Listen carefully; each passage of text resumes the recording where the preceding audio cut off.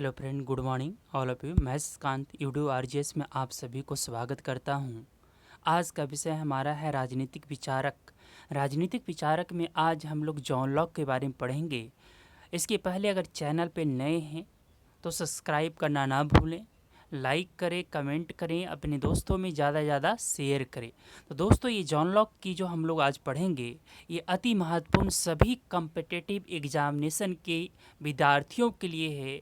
खास करके जो बच्चे एनटीए का पेपर देंगे, नेशनल टेस्टिंग एजेंसी का पेपर देंगे, यूजीसी नेट जेआरएफ का कैंडिडेट होंगे, उनके लिए अति महत्वपूर्ण है। साथ में साथ वो कैंडिडेट जो यूपीएससी की तैयारी करते हैं और उन्होंने राजनीतिक विचारक यानी पॉलिटिकल विज्ञान के विषय के रूप में अपने ऑप्शनल को चूज किए हैं, उनके लिए भी अति महत्वपूर्ण है। और जो बच्चे पीजीटी पोस्ट ग्रेजुएट टीचर के एग्जामिनेशन देने वाले हैं, टीजीटी का एग्जामिनेशन देने वाले हैं, चाहे वो नवोदय विद्यालय का हो, केंद्रीय विद्यालय का हो, आर्मी स्कूल का हो, या कहें कि DSSB का हो, या हरियाणा HTET का हो, सभी के लिए अति महत्वपूर्ण है। तो इसके पहले अगर चैनल पे नए हैं तो सब्सक्राइब करना ना भूलें। दोस्तों, तो इस सीरीज़ का पहला हम लोग जॉन लॉक के बारे में पढ़ने जा रहे हैं। और जॉन लॉक के बारे में जो पढ़ेंगे तो जॉन लॉक को मैं यहाँ 5 पॉइंट में जो है पूरे जॉन लॉक को कंक्रीट कंसेप्ट को समझाने का प्रयास करूँगा। सिर्फ 5 पॉइंट में ही पूरे जॉन लॉक को कंप्लीट जो है मैं आपको इनको समझाने का प्रयास कर रहा हूँ। दोस्तों, सबसे पहला मानव नेचर की बात करते हैं, यानी कि मनुष्य की प्रकृति की बात करते हैं। तो जॉन लॉक के अकॉर्डिंग मनुष्य जो है तर्कशील है और विवेकशील प्राणी है। जॉन लॉक की जो पुस्तक है उसमें जॉन लॉक ने इंसान को यानी मनुष्य को एक तर्कशील मानव, एक विवेकशील मानव यानी कि रेशनल एंड लॉजिकल मानव की संज्ञा दी है। तो ये किसके बारे में, यानी कि ह्यूमन नेचर के बारे में, जो मानव स्वभाव है, मानव का जो नेचर है, उनके बारे में जॉन लॉक ने क्या कहा है, तर्कशील एंड विवेकशील मानव। सेकेंड कंसेप्ट समझने का प्रयास करते हैं। जॉन लॉक के अकॉर्डिंग प्राकृतिक अवस्था, मनुष्य की जो ओरिजिनल पोजीशन है, प्राकृतिक अवस्था में सभी मनुष्य जो है शांतिपूर्ण एवं असमंजस की स्थिति में था। प्राकृतिक अवस्था जो नेचुरल पोजीशन है मनुष्य का, उसमें वो peacefully Manav, but again suspension मानव, आने की क्या है, कॉन्शियसनेस उसमें कैसा था, सस्पेंशन था, असमंजस की स्थिति बना हुआ था, शांतिपूर्ण था बट असमंजस की पोजीशन। देखो कि मनुष्य कैसा था, तर्कशील था, रेशनल था, लॉजिकल था। तो देखो कि अराजकता का माहौल तो नहीं था, तब मनुष्य कैसा था, यानी शांतिपूर्ण था। लेकिन कोई स्पष्ट कानून होने के नहीं होने के कारण, कोई क्लियर कट कानून नहीं होने के कारण, कानून का अभाव होने के कारण, कोई व्यवस्था नहीं होने के कारण, व्यवस्था के अभाव होने के कारण, कोई इंटरप्रेटर नहीं होने के कारण, कोई कानून का निर्माण करने वाला नहीं होने के कारण पोजीशन कैसी थी, असमंजस की पोजीशन था। तो जॉन लॉक का दूसरा पॉइंट जो अति महत्वपूर्ण है कि जॉन लॉक जो है प्राकृतिक अवस्था में मनुष्य को शांतिपूर्ण मानते हैं, परंतु असमंजस की स्थिति में, असमंजस का कारण क्या था, स्पष्ट कानून का अभाव था, कानून बनाने वाली संस्थाओं का अभाव था, कानून को व्याख्या करने वाले संस्थाओं का अभाव था, निर्माण करने वाले का अभाव था, जिसके कारण कैसा था, असमंजस की पोजीशन था। करेक्ट।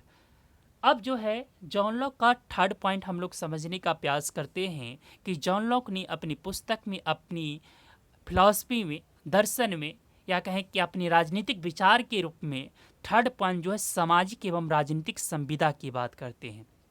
देखो, 2 प्रकार के कॉन्ट्रैक्ट की बात करते हैं। जॉन लॉक जो है 2 प्रकार के कॉन्ट्रैक्ट की बात करते हैं। कौन कौन से कॉन्ट्रैक्ट की बात करते हैं? पहली जो कॉन्ट्रैक्ट था वो सामाजिक कॉन्ट्रैक्ट था।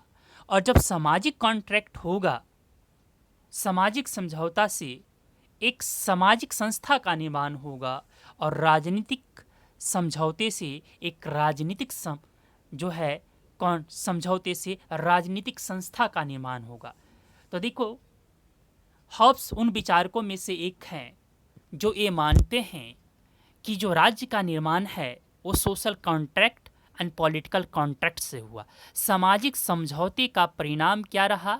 राज्य का निर्माण होना, और राजनीतिक समझौते का निर्माण होना का मतलब सरकार का निर्माण होना। तो राज्य का जो समझौतावादी सिद्धांत है, स्टेट का जो कॉन्ट्रैक्ट थ्योरी है, उनमें से एक महत्वपूर्ण विचारक जो है जॉन लॉक है। और जॉन लॉक मानते हैं कि राज्य का निर्माण सामाजिक समझौते के कारण हुआ। तो ये बहुत ही अति महत्वपूर्ण प्रश्न था। फोर्थ नंबर पॉइंट कहते हैं, देखो सामाजिक समझौते से क्या हुआ? सामाजिक समझौते से राज्य का निर्माण होता है। This is a result of social contract. ये सोशल कॉन्ट्रैक्ट के कारण राज्य का निर्माण होता है, जबकि पॉलिटिकल कॉन्ट्रैक्ट के कारण किसका निर्माण होता है? गवर्नमेंट का निर्माण होता है, सरकार का निर्माण होता है।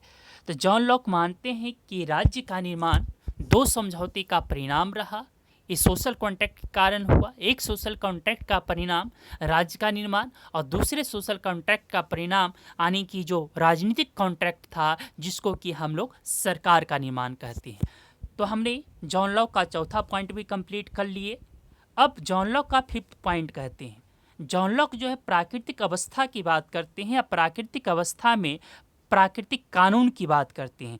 प्राकृतिक कानून का मतलब यहाँ पर प्राकृतिक अधिकार की बात किया जा रहा है। प्राकृतिक अधिकार का मतलब होता है, जॉन लॉक जो है हर एक व्यक्तियों को जीवन, स्वतंत्रता और संपत्ति का अधिकार देना चाहते हैं। और जॉन लॉक का जो प्राकृतिक अधिकार है वो जीवन, स्वतंत्रता एवं संपत्ति का अधिकार को ही हम लोग क्या जानते हैं? प्राकृतिक अधिकार के रूप में जानते हैं। तो हर एक ये जो सोशल कॉन्ट्रैक्ट है इसको तोड़ने का, अगेंस्ट जाने का अधिकार है अगर व्यक्ति का प्राकृतिक अधिकार हनन होता है। तो आप सोशल कॉन्ट्रैक्ट के अगेंस्ट जा सकते हैं। और ये सोशल कॉन्ट्रैक्ट क्या है? जीवन, स्वतंत्रता एवं संपत्ति का अधिकार। अब देखो कि प्राकृतिक अवस्था की बात करें, अधिकार की बात करें, तो प्राकृतिक अधिकार जो है तीन प्रकार के हुए। कौन कौन? एक जीवन का अधिकार, दूसरा स्वतंत्रता का अधिकार, और तीसरा जो है संपत्ति का अधिकार। अब देखो कि जीवन का अधिकार हर एक व्यक्ति को अपनी जीवन, अपने तरीके से अपने जीवन को संरक्षण करने का अधिकार है। स्वतंत्रता का अधिकार दो प्रकार के हैं, एक नकारात्मक स्वतंत्रता, दूसरा सकारात्मक स्वतंत्रता। क्लियर? अब संपत्ति के अधिकार की बात करें तो संपत्ति का अधिकार भी दो प्रकार का है। एक संपत्ति के अधिकार को हम लोग श्रम का सिद्धांत यानी कि लेबर थ्योरी का सिद्धांत कहते हैं, और दूसरे को जो हम लोग संचयवादी सिद्धांत कहते हैं, संचयवादी सिद्धांत के रूप में जानते हैं। अब देखो कि संचयवादी संपत्ति का अधिकार के कारण, संपत्ति के का जो अधिकार उन्होंने दिया, इसके कारण ही, संपत्ति के अधिकार के कारण ही जॉन लॉक को उदारवाद का जनक भी माना जाता है। जॉन लॉक कहते हैं पूरे विश्व में वर्जिन लाइट ऑफ अमेरिका को छोड़कर विश्व में ऐसे कोई भी सॉइल की फर्टिलिटी नहीं है जहां पर व्यक्ति यानी कि अपने लेबर थ्योरी के माध्यम से, श्रम के सिद्धांत के माध्यम से अपनी जीवन अर्जन कर सकता है। तो जब जीवन अब अर्जन नहीं कर सकता है तो उसको कौन सा सिद्धांत अपनाने पड़ेगा? संचयवादी सिद्धांत। और संचयवादी सिद्धांत आप जानते हैं कि ये संचयवादी सिद्धांत जो है दूसरे के श्रम पर आधारित होते हैं, अदर के लेबर पर आधारित होता है। और यही कारण है कि जॉन लॉक जो है संचयवादी सिद्धांत को सपोर्ट करने के कारण ही इनको, जॉन लॉक को जो है उदारवाद का जनक के रूप में जानते हैं, यानी उदारवाद का फादर के रूप में जानते हैं। Is a consider father of modern liberalism. Clear हुआ पॉइंट यहाँ तक? तो हमने जॉन लॉक को ये 5 पॉइंट में कवर करने का प्रयास किया, और जॉन लॉक के जो अति महत्वपूर्ण, जो इम्पॉर्टेंट सिद्धांत था उसके बारे में वर्णन करने का प्रयास किया। Thank you watching video. Take care. अपना ध्यान रखें, अपनों का ध्यान रखें। अगर वीडियो अच्छा लगे तो लाइक करें, सब्सक्राइब करें और शेयर करें।